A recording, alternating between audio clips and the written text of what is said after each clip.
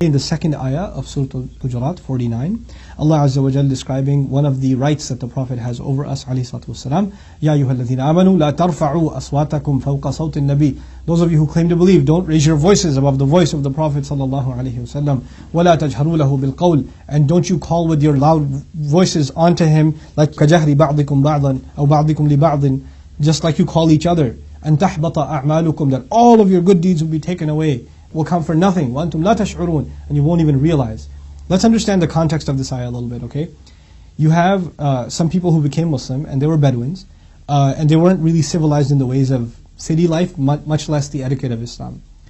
They kind of know the Prophet ﷺ as a messenger, but there's this idea of honoring him and showing him the proper respect. They're not really cultured with that. So they come to his apartment, and his apartment is really, really small. And they knock on the door, and they say, Ya Muhammad, ukhruj alayna. Muhammad, come out, we got to ask you some questions. Now, the thing is, Allah Himself never calls the Prophet ﷺ, Ya Muhammad. Allah Himself has so much respect for Rasulullah ﷺ, He calls him, Ya ayyuhal nabi, Ya ayyuhal muzammil, Ya ayyuhal muddathir, Ya ayyuhal rasul. And even when Muhammad comes up, He says, Muhammadun Rasulullah, mubashiran bi rasulin min ba'di, ismuhu Ahmad. You know, ما كان محمد أبا أحد من رجالكم ولكن رسول الله. When Muhammad is mentioned, Rasul is mentioned. Muhammad is mentioned, Rasul is mentioned. And the only time Allah does not mention the word Rasul, the title with the word Muhammad, is Surah Muhammad, where Allah highlighted the name itself. وَالَّذِينَ آمَنُوا وَعَمِلُوا الصَّالِحَاتِ وَآمَنُوا بِمَا نُزِلَ عَلَى مُحَمَّدٍ وَهُوَ الْحَقُّ مِنْ رَبِّهِمْ. And there's a whole other reason for that. Why mention His name specifically without even Rasul? But Allah never calls His messenger, you know, He called Ya Adam, Uskun anta wa zawjuka al-jannah. Ya Dawood, He called Dawood. When you say Ya in Arabic, you're calling someone.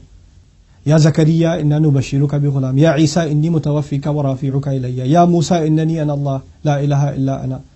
Every single prophet, Ya.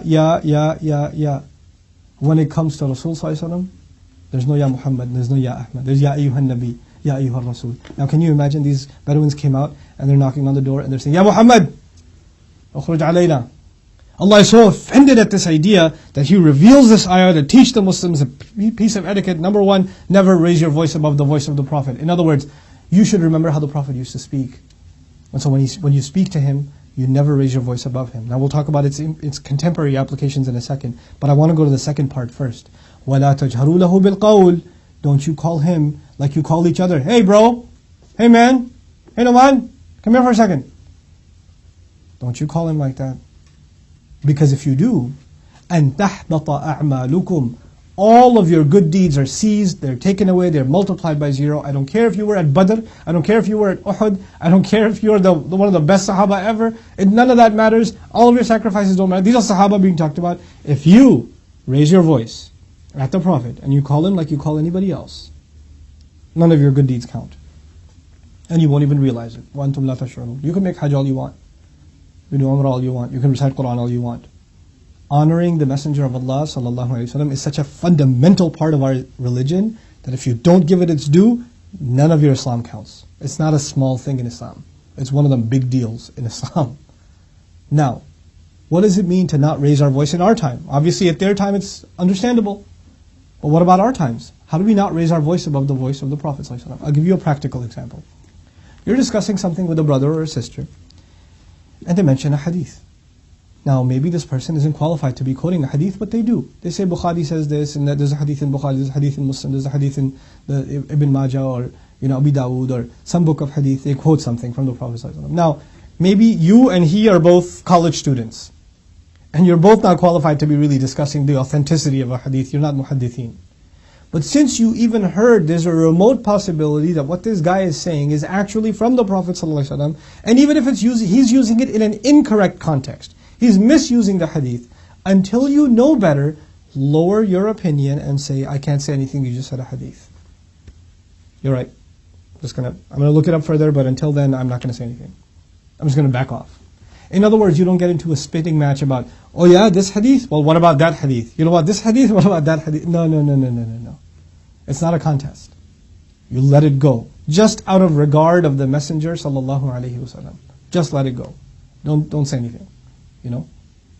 I was praying one time, and a certain way, and a brother next to me was really angry when I was praying. when I finished praying, I said, Salamu alaikum. He goes, you're not supposed to say salam after salat. It's against the sunnah. And I was like, okay, sorry. And he says, you prayed incorrectly. Your hands were in the wrong place. They were supposed to be over here, because there's a hadith. Now I've studied that hadith and I know what it means, but you know what I told him? You're right. I'm sorry. That's it. I let it go. Why? Because I don't want to turn a hadith into an argument. I love my Rasul too much, alayhi salatu wasalam, for his words to be used to further my pride or somebody else's, or to engage in a debate. I just don't think it's right. It doesn't feel right. So just not raising our voices, not allowing the words of the Prophet ﷺ to become part of ugly, dirty debates and arguments. Researching is a separate issue. Critiquing at a scholarly level is a separate issue. Most of us aren't scholars. Most of us aren't researchers. So when you just hear the word of the Prophet ﷺ, out of respect for it, just back off. Let your opinion go until you find out better. Sometimes there are hadith, you read them in translation and you say, how does that make any sense? Why would he say that? Why would he do that? Learn to humble yourself. We're talking about Rasulullah sallallahu alaihi wasallam. If he did it, there has to be a reason. And by the way, if he did it, there is no better deed than what he does. There's no more reasonable a behavior than his behavior. This is what we believe about our Messenger alayhi salatu wasalam. He is not subject to any criticism, much less yours and mine. Lower your opinion before the actions and the sayings of the Prophet alayhi salatu wasalam. May Allah Azza wa Jal make us of those who truly honor him, and by doing so, all of our deeds are protected.